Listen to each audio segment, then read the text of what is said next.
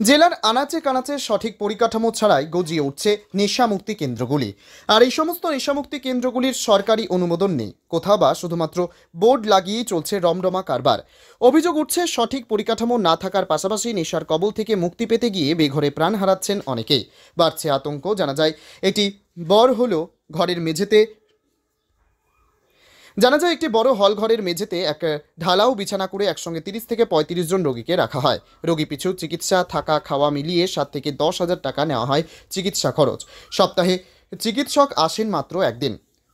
কাউন্সিলিংয়ের জন্য কাউন্সিলর সপ্তাহে একদিন। বাকি সময় হোমের বাউন্সারদের দিয়েই নিয়ন্ত্রণ করা হয় এই সমস্ত রোগীদের। জেলার গঙ্গারামপুর ব্লক সবথেকে বেশি নেশামুক্তি কেন্দ্রগুলি রয়েছে।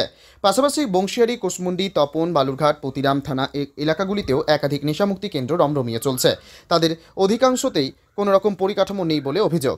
সমস্ত নেশামুক্তি কেন্দ্রেই যে একই ঘটনা ঘটছে তা নয়, সেখানে অত্যাচার হয় এমনটাও নয়। অনেকেই সুস্থ হয়ে বাড়ি ফিরেছেন, কিন্তু যে পরিকাঠামো থাকা প্রয়োজন সেই পরিকাঠামো অনেক জায়গায় নেই।